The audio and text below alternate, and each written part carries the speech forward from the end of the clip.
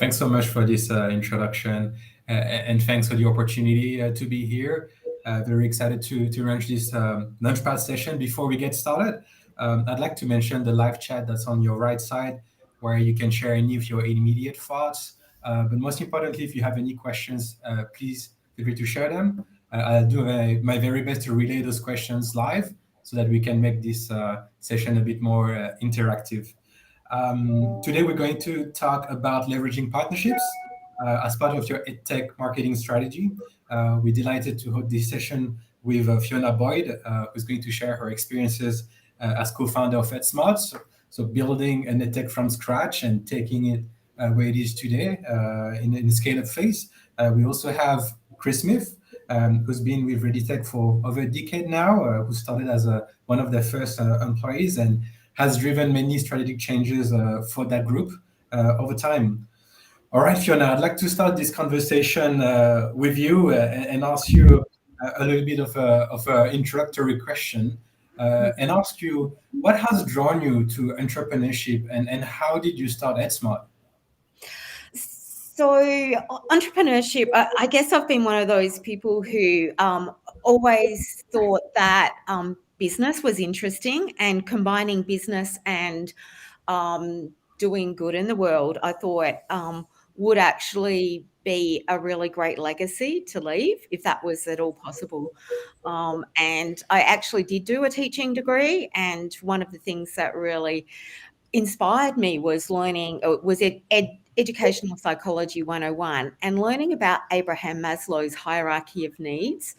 And I sort of thought, is it possible to sort of, self-actualize in an ongoing basis? So I've got to say, the things that I've done in business, this is not my first rodeo. So the first one was Arts Hub and its sister site, Screen Hub, which myself and co-founder of EdSmart as well started in 2000. And I think those two things go to Abraham Maslow's hierarchy of needs, which is going up the hierarchy. Once you've solved, food and shelter and a sense of belonging, what you really want to do is to grow and to self-actualize. So the arts and creative industries I see as belonging to that. And had a successful run with Arts Hub, which we sold to private investors in 2006. And at the time, it had 12,000 paid members in Australia and UK. But it's been a real linchpin at keeping the arts and creative industries alive during COVID for the last 2 years. And the great thing about that is I reflect on the fact that we did something way back and it still has value to that community. So in a sense, you could see me wanting to do that with education, do something that has a value to schools and helps protect schools going into the future. Brilliant. Would you be able to elaborate a little bit more on your journey as a parent, noticing some issues with the schools that your kids were at, right? And how you wanted to solve that problem? Oh, absolutely, Camil. So this is one of those things. We've done several businesses in between, all of them technology businesses, but none of them really notable as such. But I was in charge of digging into my kids' school bags to retrieve paper forms and to try and sort of like coordinate what needed filling in and what needed an instruction to do something. And I just noticed over the years that the paper flow just increased to home. And around 2014, I've got to say, I sort of cracked a bit of a nana and said to my partner, look, I don't want to do this anymore. This just feels like busy work for mums, right? Can't this be done another way? And he took this challenge on, and literally over term 1, 2014, he collected all those forms out of the bags, copied them, and then in Easter 2014, lined them up and down the kitchen bench. And I kid you not, there were 32 forms. It was extraordinary. And so that kicked off the journey. It was a real life problem. Excellent. Well, I'm pretty sure a lot of parents can relate, to the challenges that you face, and I'm pretty sure they must be very grateful that a solution like EdSmart exists now to tackle that pain point. Thank you so much for that introduction, Fiona. Chris, I would like to ask you a little bit more about yourself, your background, and share a little bit about your journey with ReadyTech. The company has been through a lot over the past decade, so I'm very curious to learn a little bit more about this. Yeah, sure, Camil. Hi, everyone. I'm Chris Smith. I'm the head of strategy and innovation at ReadyTech, and I think for me, I joined ReadyTech about 11 years ago, and funnily enough, I was talent spotted working for a customer of ReadyTech at the time, and the CEO, Mark, who is still the group CEO of ReadyTech now, he's the founder, said that I was a great cultural fit for the company, and by that he meant that I was English. So we shared that in common, and he took a bit of a chance. At that point in time, I was probably a little bit directionless in what I wanted to do in my career, and I think he saw potential. And I probably didn't see it in myself, so I was eternally grateful for that. And I spent the first few years consulting directly to customers on change, or I suppose you call it digital transformation now.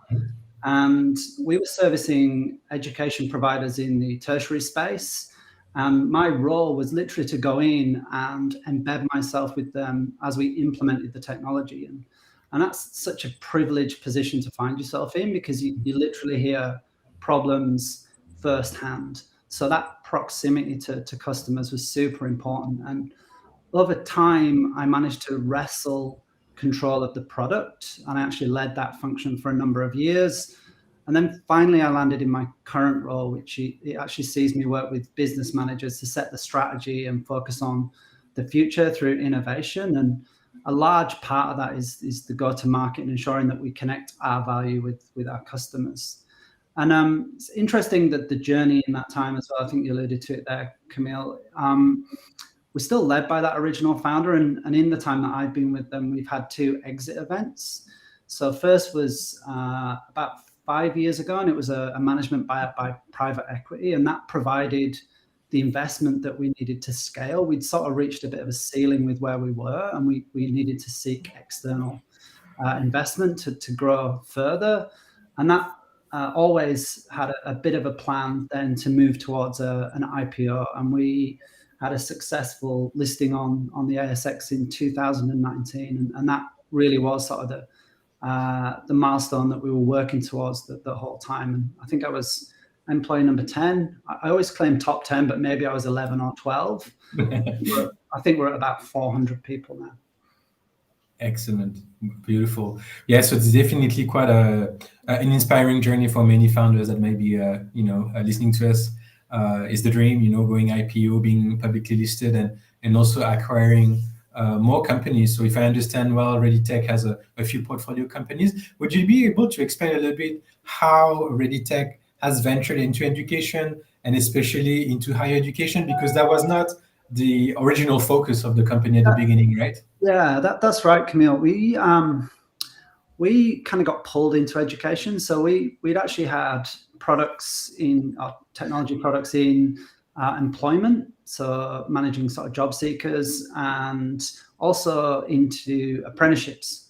So for a long time, we've serviced that space. And one of the adjacent markets was always education, and we kind of got pulled in. We got asked by a client that did more than one of those things, that if we'd build the technology that they could use, and that was probably about 12, 13 years ago now.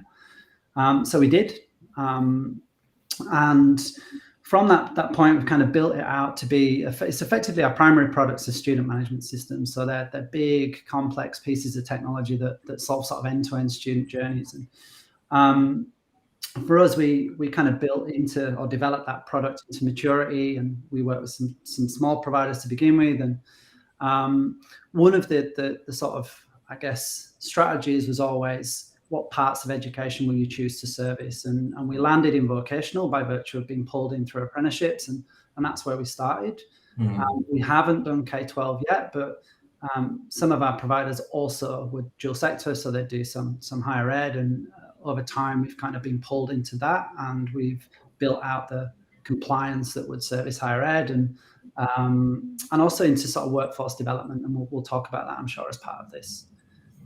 Definitely, Chris. Thanks for this introduction, and also for mentioning partnerships, that brought you to the field of education, and that leads me to a question I'd like to ask to Fiona. So who are your customers today, and how did you manage to build long-term partnerships with those customers? So that would be like the first part of the questions. The other one, as part of those partnerships, how do you use those partnerships for your product development and maybe for your marketing strategy at large as well? So it's a bit of a multi-layer questions. I'm happy to repeat that and decompose it as we go through that conversation, Fiona. But let's get started with explaining a little bit like who are your customers today? So our customers today, we have customers in 7 countries, predominantly Australia, New Zealand, and we have customers that are single schools. We've got some networks of schools, and we've got a Ministry of Education. And I've got to say, with single schools in the K-12 space, we've been most successful with independent schools and some of the larger faith-based, non-systemic Catholic schools. Not so successful with state schools. However, we do have a state Ministry of Education, and that's worked really well for us. And we also have a large Catholic network. Mm-hmm. So once we have the ministry deployed, which will be completed, so sometime between March and June next year, start a rollout. We'll have over 1,000 schools using the platform, which they're our customers. So we kind of approached this as, look, we needed to be a really, really useful solution. So if we wanted to be global, we needed to be sort of generic and able to be deployed universally. So therefore, those key strata, if we could prove we could make single schools' lives better and networks of schools' lives better and a ministry, then we saw that as the kind of unique selling proposition.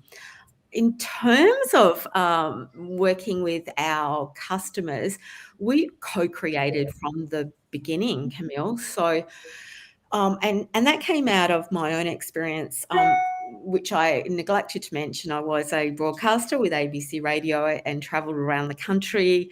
I launched Triple J in Cairns for anyone who listens to Triple J, but had a sort of amazing experience with the ABC managing Cairns, Cairns, Alice Springs, when the euthanasia legislation came down, Bendigo, just this amazing early career experience where I had to really fly by the seat of my pants, which is incredibly useful for me.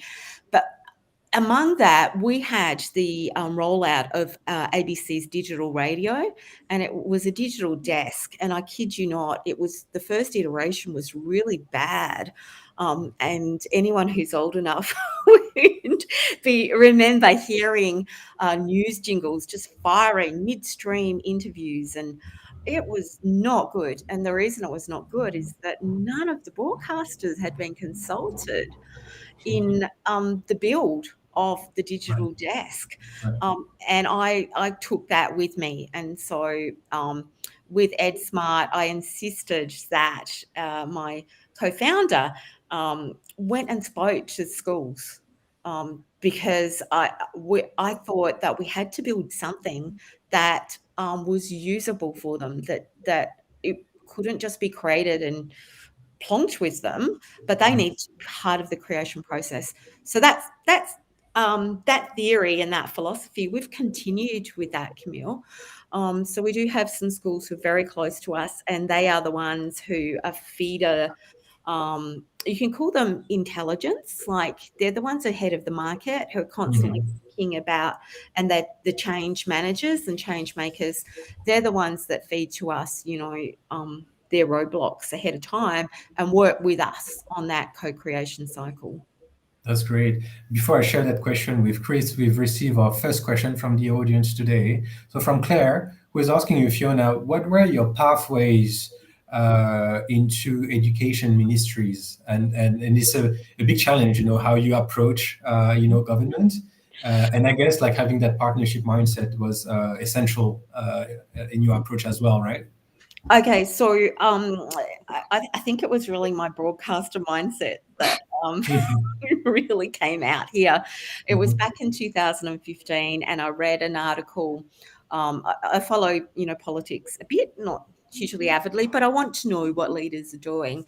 And I did read an article where Jay Weatherill, who was the Premier of South Australia at the time, said, look, South Australia is open to business, to startups. And it was a time where startups were really finding it difficult to engage government. Who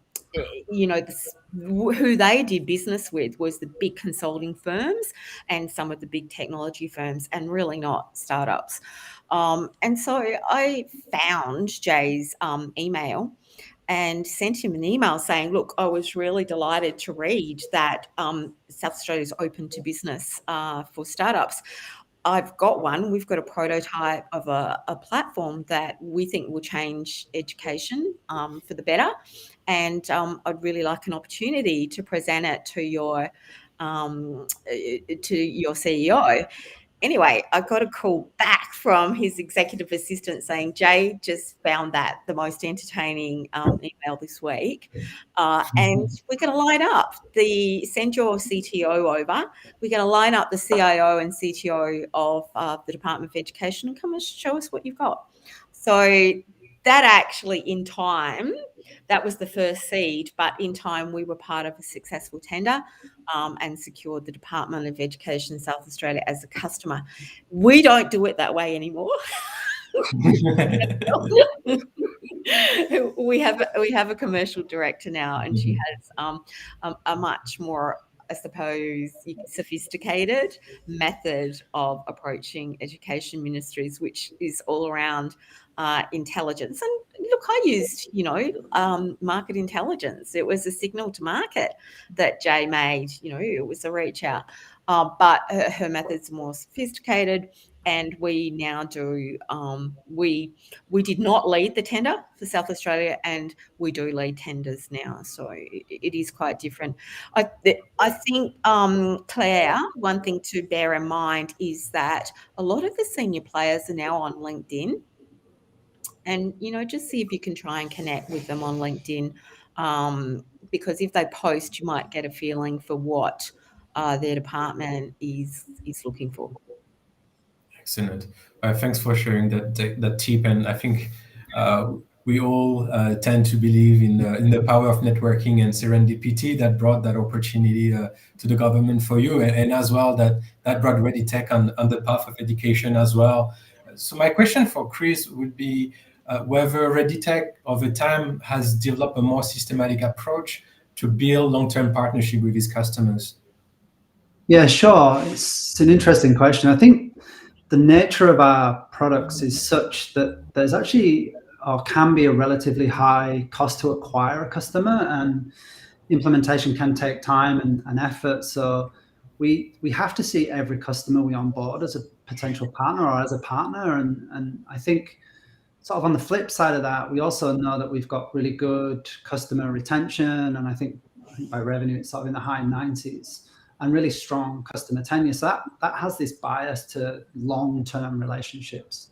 And I think inevitably in that context, our customers often come to us to try to solve problems. And I think when you're running like a SaaS product, there's obviously a balance between being sort of customer-led and truly kind of product-led. And we want to stay true to SaaS, but it has certainly pulled us into some great opportunities. And I think just that sense of offering the mechanisms for customers to provide feedback is actually really important. And for me, I think I mentioned that proximity to customers is also really important. So trying to get as much time with customers as humanly possible, and not just for sort of executives or sort of leaders within the business, it's really important that as many of our team get that exposure to customers and specifically to users.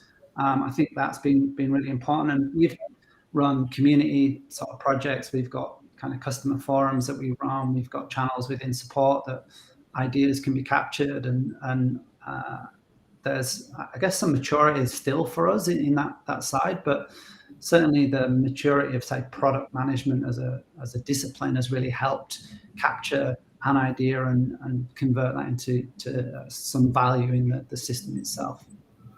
Got it. Thanks a lot, Chris. I would like to move on to questions on customer acquisition strategy. And for Fiona, I would like to ask you how that customer acquisition strategy has evolved from EdStart, from that time where you were an early stage startup, and now that you're in the scale-up phase, right? So how was that journey and that evolution? So I think where we started was anything goes. So can we do whatever we can to get a customer? And we were very cheeky. So the first response we got to a mail out that actually said, look, come and do a demo. They actually wanted it on the spot, which was fantastic. So we sold it on the spot. And I think this was in a time of your customer journey where you would actually be acquiring your customers and giving them the service for free. But we figured that if they're paying some money, they're going to make us develop faster rather than slower. So we started off as a paid service. Where we've developed through time is that we did see that some of the trying to get into a school is not easy. So schools have administrators and receptionists as gatekeepers, and they do not want to pass you through to anybody in the school who can make a decision. So through time, what we've ended up doing is actually using our marketing data combined with a content-led strategy. So it's not pure either, it's a hybrid, in order to bring decision makers into our world, so into our ecosystem for really useful content. Look, we play a number of levels. So, we're still approaching ministries. We tell stories around current customers in order to bring the next set of customers, and that is successful for us. I think we're a story-led company as such, and it really is about social proof. So for us, we want to use the success with Department of Education South Australia to approach other ministries around the world who are seeking to digitise in the way that DESA has. Did I answer your question, or did I kind of ramble there, Camil? No, it totally did. Claire had a second question actually for you that's a bit tactical. She was asking if you created a JD for your commercial director. For me, a JD? Yes. So actually, no. We have something close to a JD, but really our commercial director was somebody who left a company that we were really inspired by, so another EdTech, and she was meant to retire. However, COVID struck and she couldn't go on that long cruise that was planned. And we had a job for a salesperson.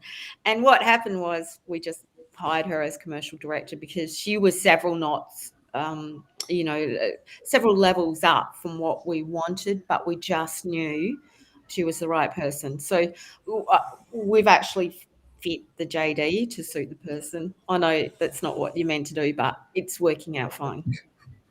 Got it. Okay. Thanks so much, Fiona. Chris, a similar question for you. How do you approach customer acquisition at ReadyTech when you're already, a publicly listed company with a few portfolio companies as well that you have to handle, right? Yeah, so it's not too dissimilar to what Fiona was describing. I think for us, we've got over 1,000 customers as well, and I guess the opportunity in Australia is to continue to capture much more of the same market. One of the things that we've done to sort of extend our addressable market is just to diversify the product in terms of who we're targeting. So from our perspective, we've got two sales and marketing teams, effectively. One that targets sort of the small to mediums, the sort of core of our existing customer base. There's two tracks there. One is new client acquisition, and the other is to grow that client base internally through share of wallet, and that might be adding new features or new users. So part of what that team's charged with is to identify where the opportunity exists through analyzing things like the usage, and through the conversations that I have with those clients, it's working out are there users that could be onboarded to the platform that aren't yet. So that's one way. It's that using that sort of dialogue, that direct connection to customers to understand whether or not there's opportunity within the existing customer base. And then more recently, we've pivoted and we've broken into enterprise, which is an entirely different beast. Obviously longer sales cycles, significantly greater investment in the actual acquisition itself, and routinely it would come through, say, some sort of a process like a tender of some sort, or an RFP or an RFT or something like that. So building up our skill set in responding to those things has actually been really important. I mean, they're not an insignificant investment, so I think that's been important. Really, I guess that enterprise is an interesting one, because for us, it wasn't until we reached scale that we could really participate in that space. And you really are competing with some extraordinarily well-backed incumbents.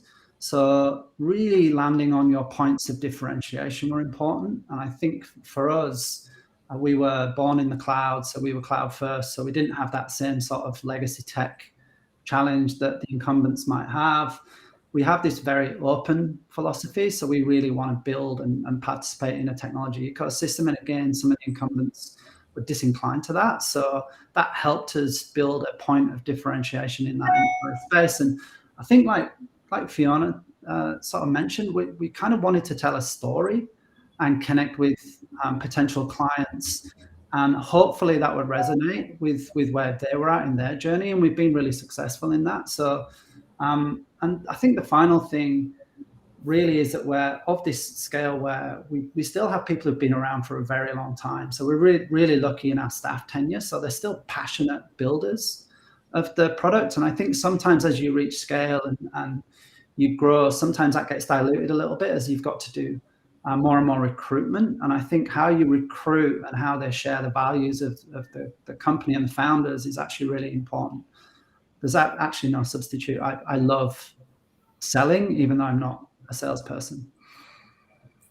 That's good. Thanks, Chris. We have an interesting questions coming from Tom, who is asking you, what is a good benchmark for cost of acquisition as a percentage of revenue you seek to scale?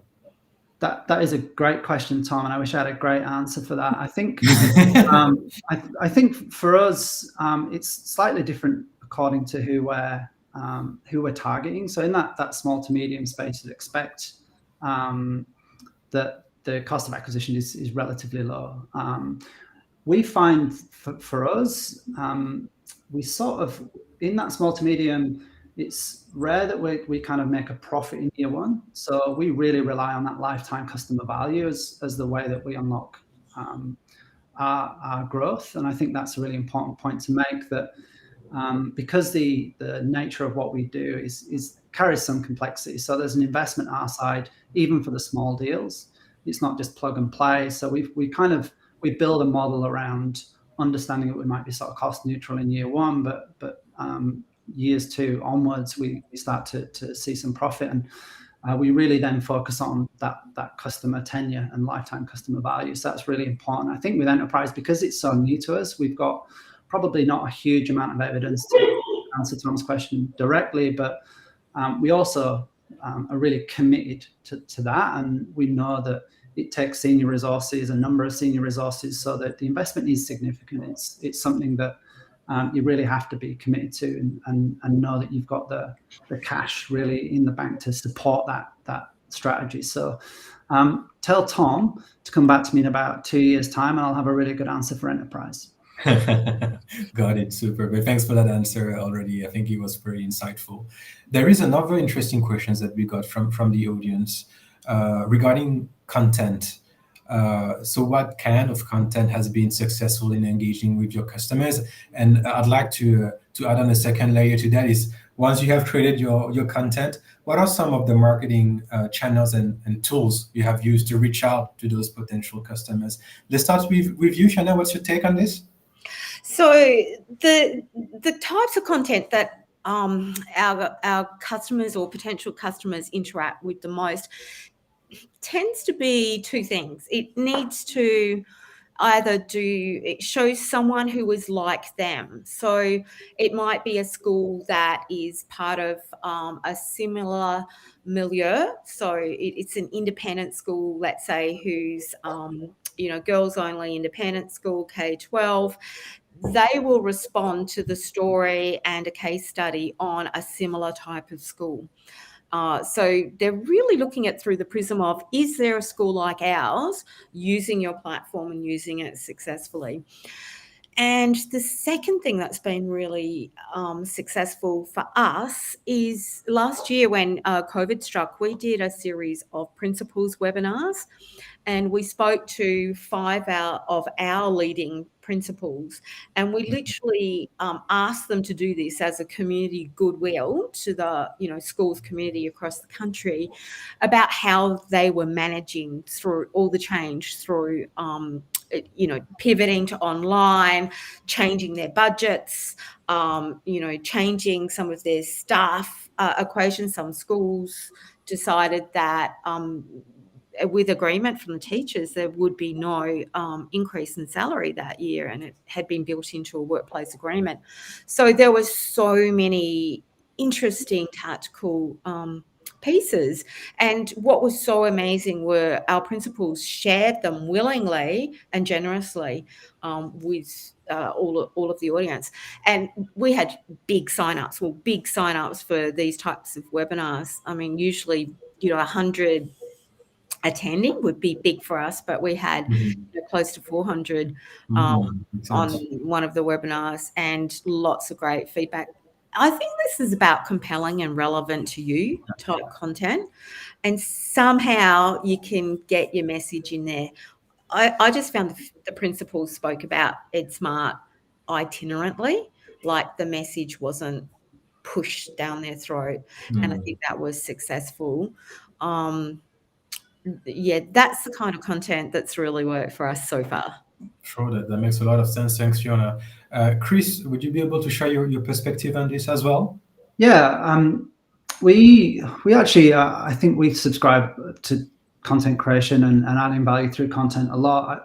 I think for us, it really started to add value into the mix when we hired a journalist. I think until that point, it wasn't particularly polished. It wasn't particularly, there wasn't sort of the, I guess, the hook that might get a broader readership. I think also for us, we're kind of sensitive that there's a lot of content out there. I'm not on social media in terms of things like Facebook and Instagram, but I am on LinkedIn, and I often get drawn down a black hole where I'm reading content for hours, and you think, do we need more content? And that's a question we kind of readily ask ourselves when we're choosing to publish something. So we have a fairly targeted strategy. We kind of know who specific roles within specific organizations or prospect organizations that we might be targeting, and we try and write something that's relevant for that specific role.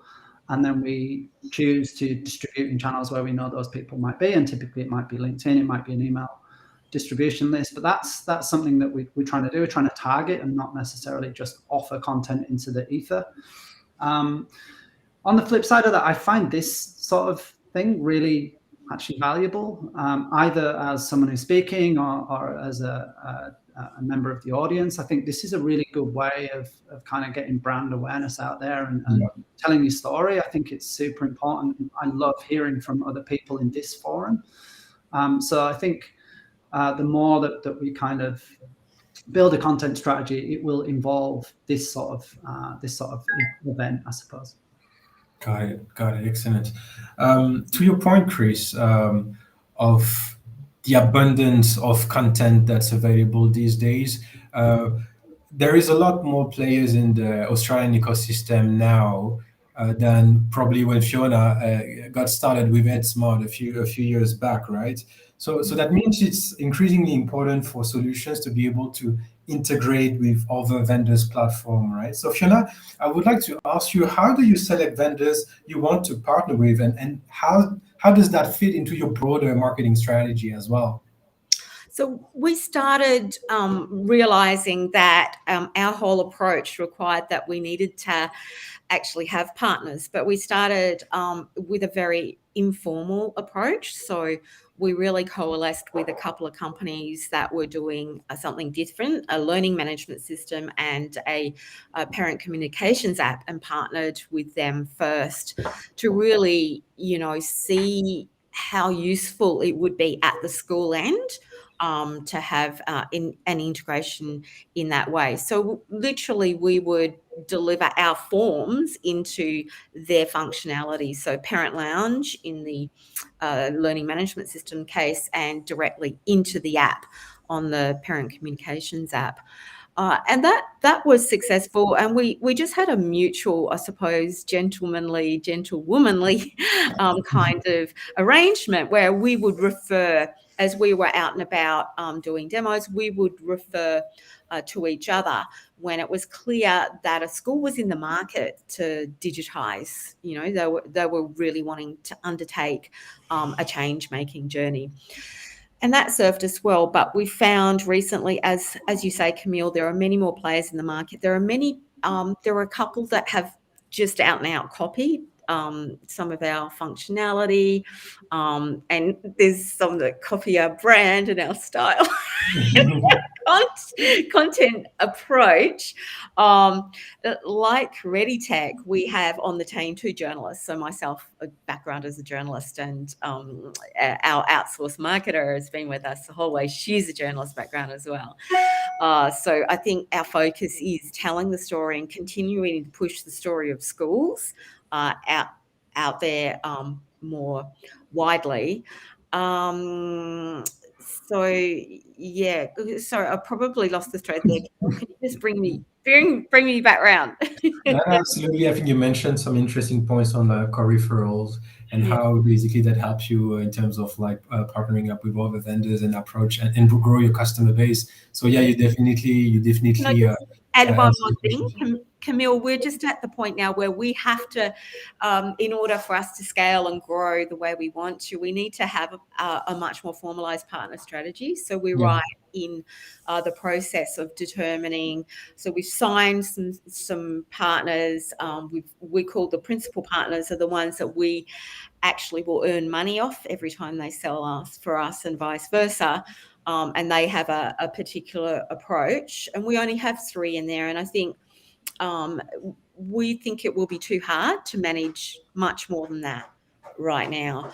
But we continue with those strategic, informal partnerships because they serve us. They're really good, and they help us be part of the EdTech ecosystem. And I think not to turn everything into dollars and cents, but to make sure value flows in multiple ways.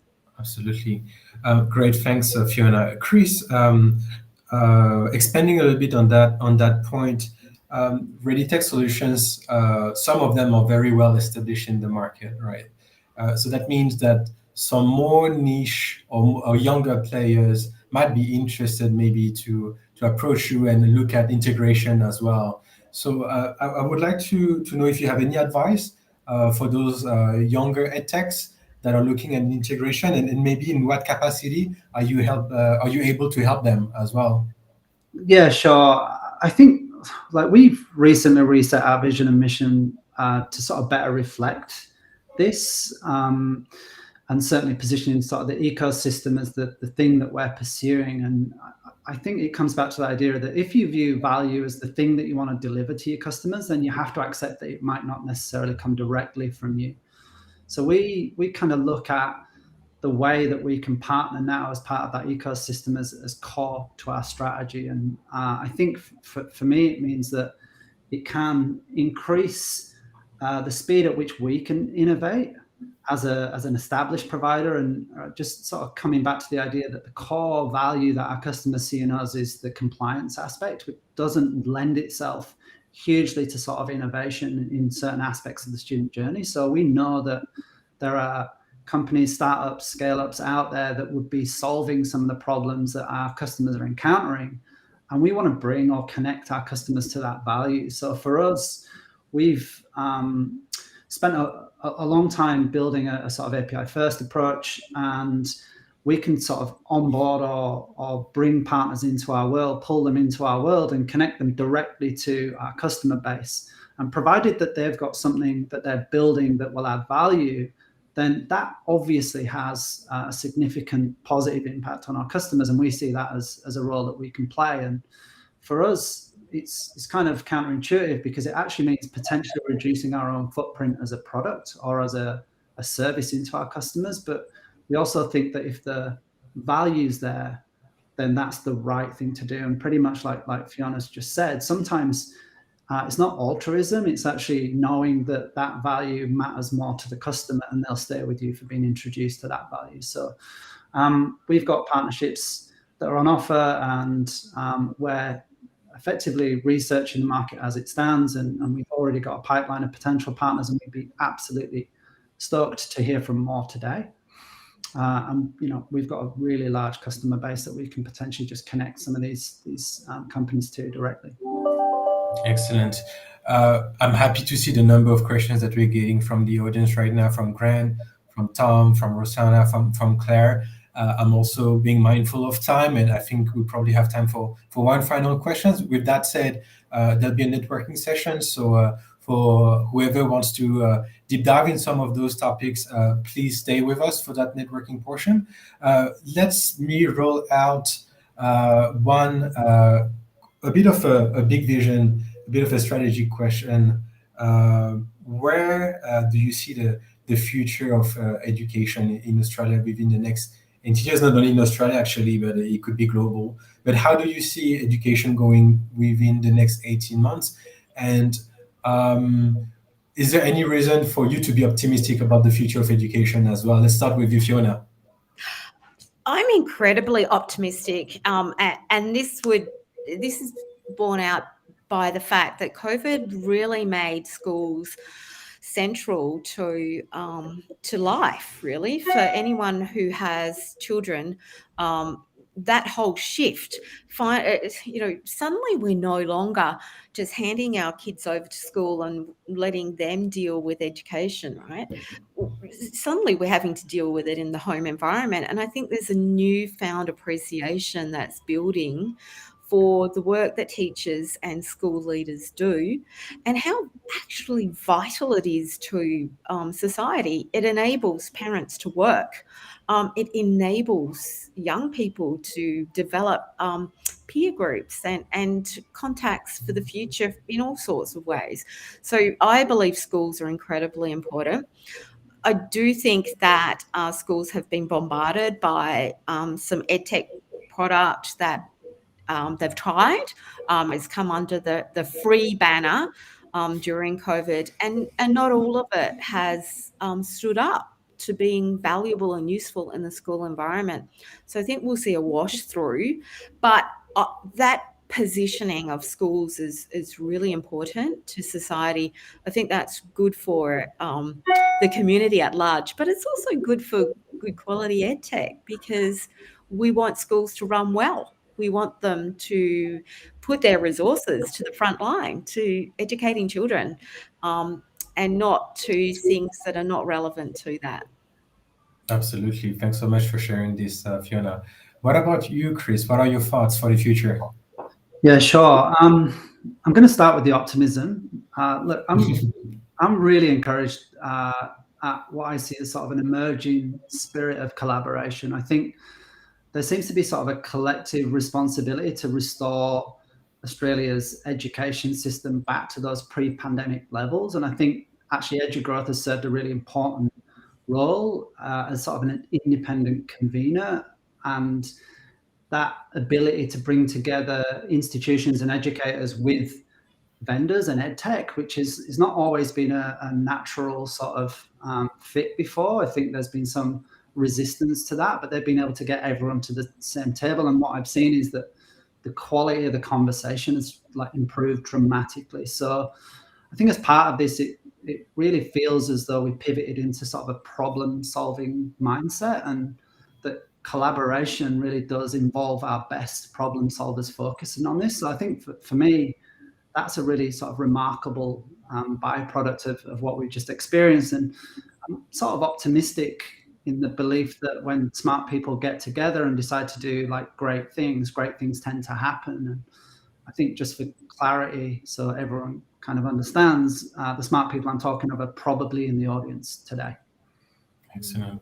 Good. I think I'm prompted that we have like a few more minutes to take some questions from the audience. Let me start with the question that's on top of the list right now, that is addressed to both of you. So how important was social media to building the profile of your companies, and what social media strategies work or did not work for you? That question is coming for Grant. Okay, I can jump in, Chris, if that's all right. Please do. So mission critical to start with for us, because we were completely bootstrapped to begin with, and using social media was really the only way that we could get a broader attention onto ourselves, other than, things like, and just bear in mind, this is 2014. So we were doing things like posting letters and doing some calls when we could actually get through to school administrators. So social media really got us out of the gate, and what we did was we would engage with topics. So we'd engage with someone who was interesting and who had a viewpoint in the education space and could potentially lead us in the direction of a sale. So it's not direct as such. It's not, hey, come buy this, but it's more, we want to be part of the conversation that is delivering education to schools. So we found a way to jump in and become part of that conversation.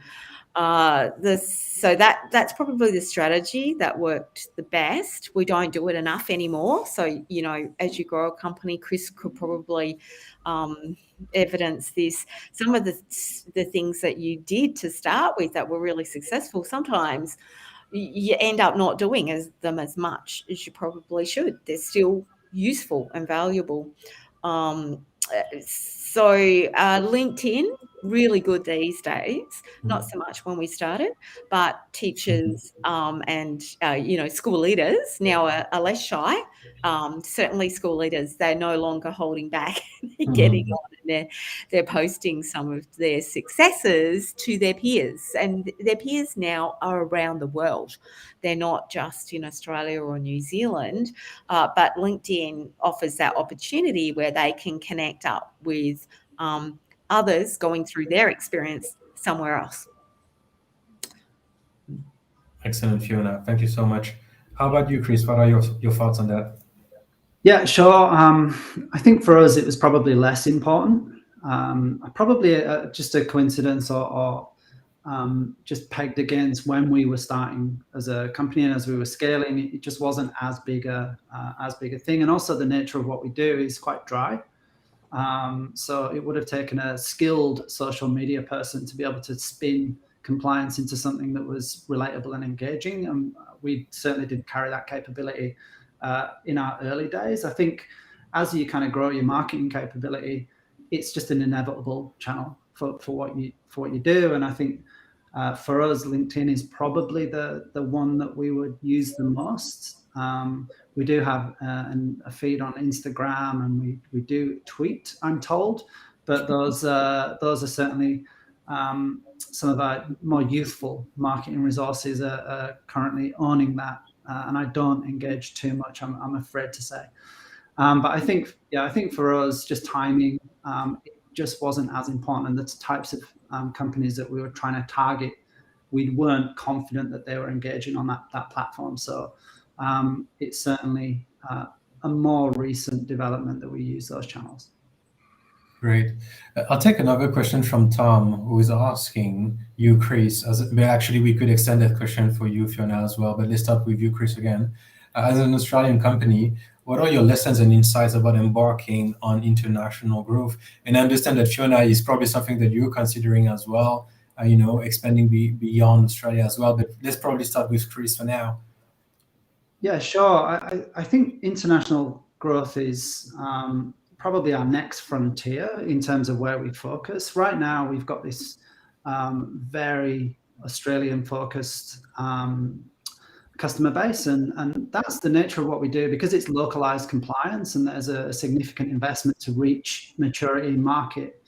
It really meant that we focused and became successful inside our own borders. But certainly what we're finding now is we're building out products, and we've got international companies as customers. They're pulling us into new territories, and what we're finding is that actually Australia, in terms of compliance, is probably way more demanding as a market than some of the others, which are a bit more free, and that's allowing us to kind of to go into those and service them. So I think New Zealand's a really good example. Mm-hmm. For us as well, we've learned lessons from other companies that have probably expanded ahead of where they were ready, and losing sort of focus on that market, that core market that you service. And because we've got this enterprise strategy in play, we've got a lot of runway inside Australia, and we feel like we can grow significantly in the immediate term in Australia. But that's probably the next focus will be where the natural fit is, and we've got opportunities in a few countries at the moment. Great, thanks, Chris. Fiona, what's your take on this? And that would probably be the final questions for this session. Well, for us, we were born global. So our second sale was to an international school overseas. And look, we weren't really able to exploit that to the degree that we would like to, but certainly 2022 is all around international expansion, and a number of things have lined up that really favor us now. So less favorable before, but international schools are a really good market for us, and as you know, they're distributed right around the globe. International schools also, certainly in countries that we're interested in, are viewed as, I guess, the premier form of school education in some of those countries, and therefore some of the other players, the next rung down, the private education system and the state-run system, are looking to international schools as to what they're actually doing, what they're buying, and what the results are that we're getting. So we'll probably use that as an opportunity to try and proof of concept and gain ourselves another school ministry. The good thing about having an Australian ministry as a customer is that we can show the project management journey across the 3+ years in order to get this out of the gate working as a co-creative partner. So that's pretty much where we're at. We're kind of using what we've already done in order to expand. Excellent. Well, thanks so much, Chris and Fiona, for sharing your experiences that are turning into insights for this session. I really enjoyed the conversation and was very happy to see so many questions coming from the audience as well. So thank you very much for this and for all the questions, the great questions that we've got as well. Thank you, Camil, and thank you, Fiona and Chris, as well. That was a great session. I'm sure that all of the entrepreneurs in the audience took a lot away from that discussion. And we do have a little opportunity here to give a few very key takeaways for our audience. If you would mind just going through and over the next sort of 3 points really briefly. that you want to leave our viewers with? Okay, sure. Look, integration was key to us, for us from the beginning. We made a decision to pursue the path of not a proprietary walled garden approach, but data interoperability. And that, by just making that decision, it meant we had to integrate with other systems, which wasn't going on at the time, but is considered quite key now. And look, we just had to stick at it. It wasn't the sexy approach at the time. A lot of people said this will not work. Those proprietary players will not let you in. And so anyway, the era has moved on. So the takeaway there is probably for all the co-founders, EdTech co-founders in the audience, is just because something is a thing right now doesn't mean it's always going to be that way. Things do change. And also, when you have some early customers who are really, really excited, enthused, and want to co-create with you, do look after them, because they'll beget more customers. They will talk you up. They will advocate for you. They'll also input into your product, and they'll tell you when things aren't going well so that you can do something about it. You want your customers, where possible, to come with you for the ride. And as I mentioned, well, don't hold back on things that are unusual and different, as long as you're respectful and legal. You can do things like I did, email the Premier of a state. Might not go down so well now, but look, that kind of thinking, it still has a value. People still want to be surprised, and they still want to do something different. Great. Fantastic. Chris? Yeah, sure. I think, as I've probably laboured during this session, the idea of viewing your customer as a partner and not just sort of external third-party partners is really important. I think they can guide you in terms of the direction that they want to go. Whether you use that as the primary source of product development or an input is your decision, but it's super valuable feedback that should always be taken. I think the second point is just in terms of that ecosystem and knowing that there are other companies out there that are solving problems that your customers are experiencing, and sourcing and finding those and then bringing them into your world or becoming part of theirs is actually a really important strategy for us, and I assume lots of others. And I think just on that, if you truly partner with other EdTech companies, what you find is you end up with effectively extensible development teams. They're innovating on your behalf, which is a pretty extraordinary place to be. And I think that's super important in the not too distant future for us. And then, I think once you reach a point in your development as an organization where you reach maturity and you reach kind of established status, you can actually start to look at how you can give back. And sometimes that might mean dialing down, where you might have aggressively pursued growth from a customer yourself. There's actually a way that you can pull back and start to say, I can introduce you to value. And I think that's another really important, a really important strategy for us as well.